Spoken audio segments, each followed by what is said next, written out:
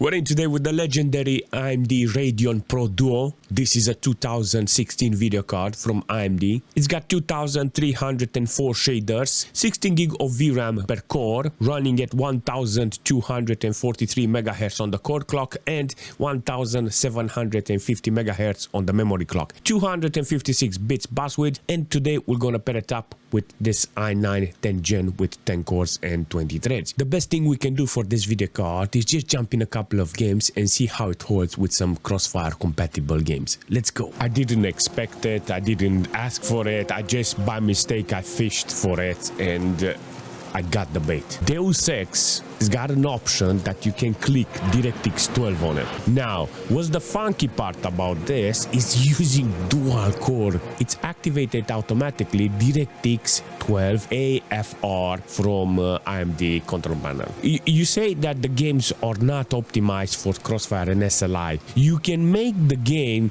to run in dual core BGA video card like this, or even dual video cards in your computer.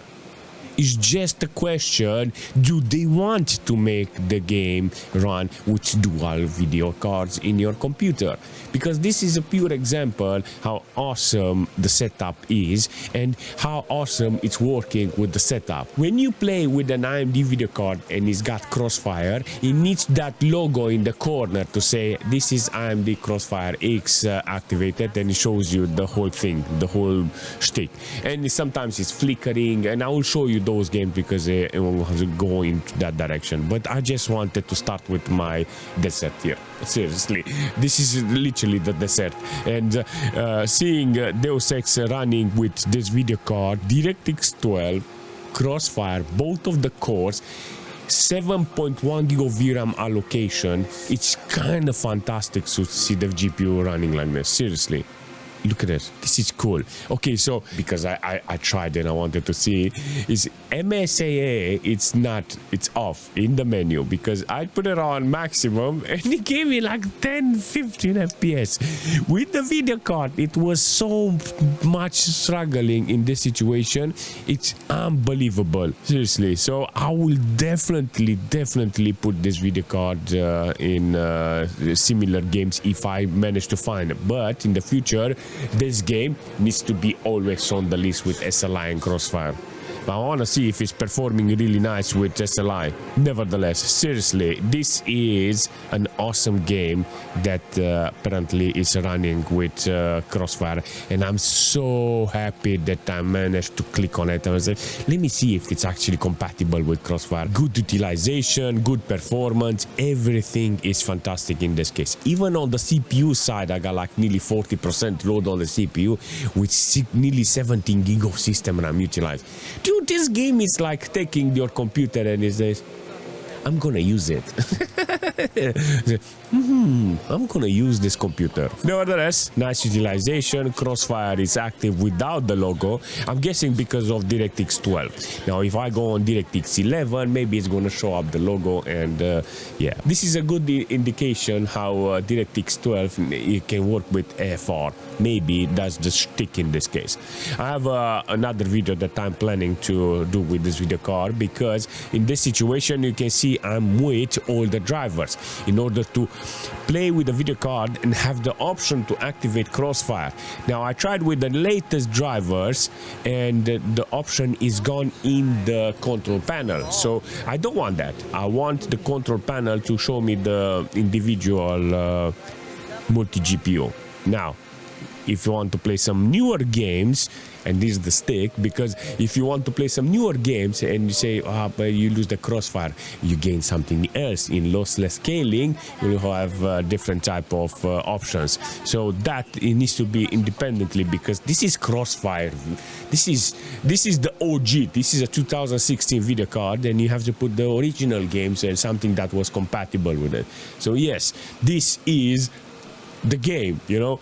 to see it running like this and doing this type of performance, it's kind of cool, seriously. Assassin's Creed needs to be on the list because it's got AMD Crossfire X technology activated. So we're in DirectX 11, but to show you the true power of this video card by far, we're gonna activate MSAA 4X plus FXAA because that puts a lot of load on the video card because this game is very light. So I tested this game without this anti-aliasing at maximum, and most of the video cards can do it, and it's running really nice. But if I have such a monster video card, you know what? I said, you know what? Activate everything because it needs to give you some really nice performance, and it does. 100% load on both of the cores. I got nearly 90% fan speed on this occasion with nearly 5GB of VRAM allocated. In this situation, for an old game, this is insane. This is bananas. Even the reflection is kind of cool in this situation. You can actually see this is like an OG game that was done back in the days, and even by today's standards. Look at this. Look, even the splash in the water. That is, oh my god, the game is... It's beautiful. I'm on 1080p with this combination. Let's do a reset and see how much is gonna. And yeah, it's doing great for this resolution. So you get like between 50 and 70 FPS on a 65 FPS on average. Let's go into the market and see. Maybe because it's crowded here, it's gonna be totally different. Yeah, look at that, 52 FPS. Okay, so it's good to see this performance from this video card like this. Can't say nothing bad about the video card because it does the job. In a place like this, you expect even a lower performance, but you can see the video card is doing very nice work in this case. But if I want to do the same thing in Far Cry with this video card, apparently I get Crossfire activated with everything turned on at maximum. Ultra settings, 1080p, motion blur deactivated because it's not very something that I appreciated with games like this. But in this situation, you can actually see I got 46 FPS, 47. Let's do a reset here and see how much is gonna average. This is interesting, seriously. This is an interesting performance from this Radeon Pro Duo. Can't say, you know, I have to say the name so many times because it's kind of surreal to have the best AMD dual video card standalone. This is an awesome experience. Quality wise, this is good, but you know, I have to adjust the quality in this game in such a way that gives me 60 FPS. But it's weird to see a Radeon Pro Duo not pushing Far Cry 5 at maximum. But considering the age of the video card and the difference between this, because the video card was launched in 2017 or something like this, and the game came in 2018. Now the funny thing about this is that the video card managed to drop like almost 80% on the price value, you know. So the GPU was launched with $1,000 and now you can find it with what, between $100 and $200. Very stupid to say this because they are very expensive video cards that are not even the same category on the performance. And on the game side, the game came with what, $60, and now it's around $5 to $10 or something like that. It's very, very good on the price, the game, you know, but there is 1 year gap in between them. But it would have been nice backwards, you know. The game was released in 2015 or something like that, and the GPU came in 2017, and it will have had nice optimization because look at this. Look at the stutter it creates, see? They said, you know what, everything that is behind, give a second tier priority, you know. You're not very important now, even though they were like important for a lot of people and they paid a lot of money. Yeah, I don't think they were looking backwards on the video cards. You cannot have a benchmark or a test or a show off of video card. Do not have GTA 5 inside, seriously, or on the list. I put 1080p in this occasion and maxed out everything, even in advanced graphics. Everything is turned on, DirectX 11. So this is the true showcase of a video card because you got a game that is 2015. 2 years later, the video card came, and you can have nice performance. Backwards, it's good. When the game is newer, then the video card is gonna be totally different. But in this case, the game came a little earlier, and they had time to optimize it for this video card. And look at this, it does a really nice job here in Crossfire, and it's working really nice. Look at that, nice performance. VRAM is going high considering what you see in the menu.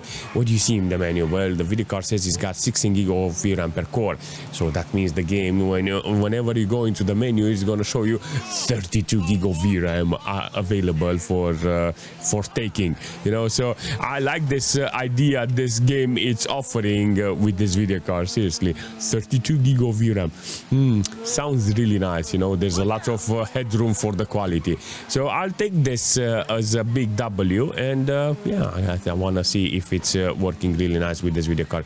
This is what you want from a video card like this, games like this, that allows you to run natively AMD Crossfire. So temperature is good, even though I'm on 100% load on the cores. Look at that, 100%. Sometimes it's dropping like 90 to 70%. The boost on the core, it's okay. You can see 1.1, 1.2 going. It's like it's cycling up and down, and it's maintaining the temperature.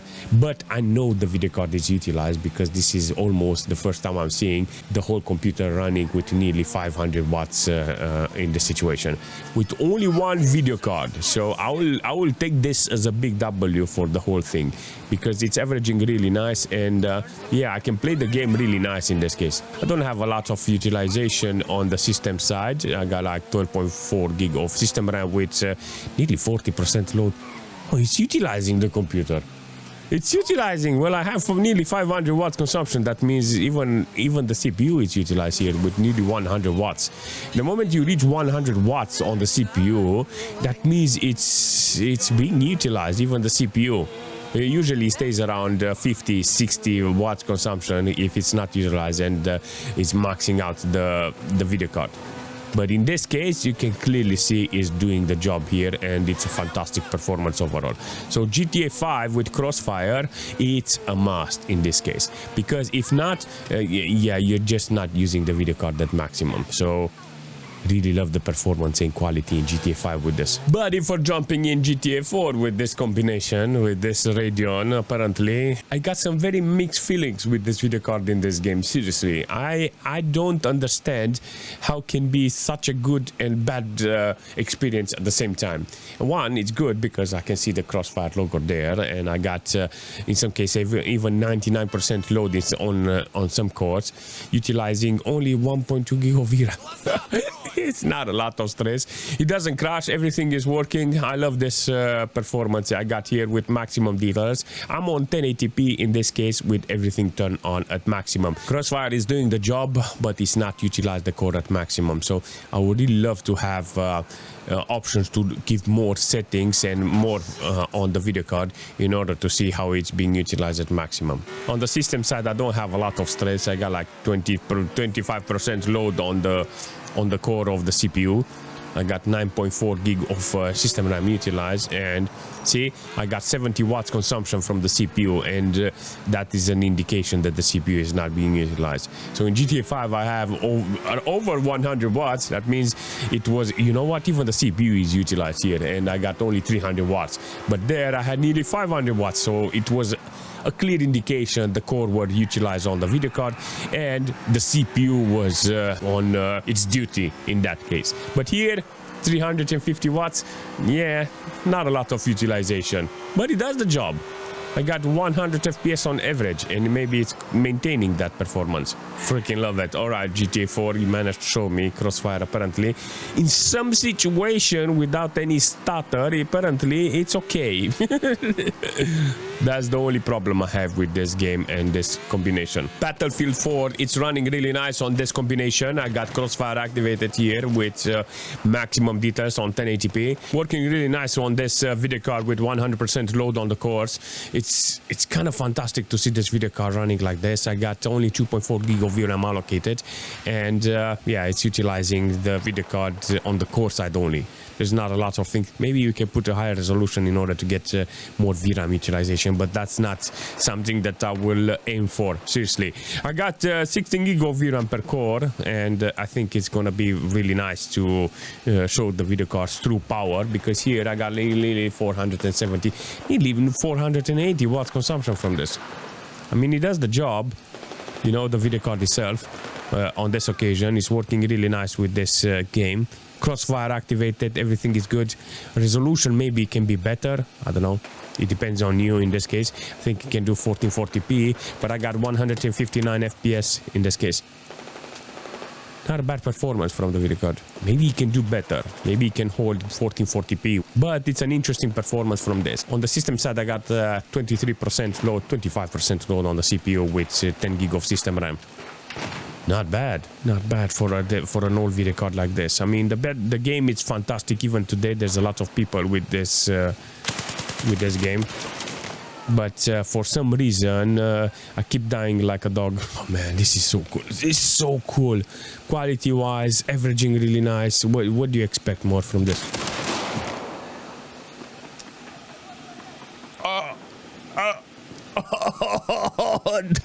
Was that 12K? Yeah, the sound of, oh my god. Same thing in Black Ops with this video card. I got some very interesting performance from this, but some situation you can see it's not maxed out. Quality spot on. Maximum quality, 1080p, 20%. I think I can go even on a higher resolution in order to see if I can put more load on the video card. But it does a fantastic job on delivering the performance. In some situation it's being utilized, some situation it's not. 5.8 GB of VRAM allocated here. I mean, if you want to play the game with this, you can actually set up the game in such a way that gives you different type of performance. Not gonna lie, performance-wise, this is kind of good. The only problem and the only downside in this case is the temperature that is 71 degrees.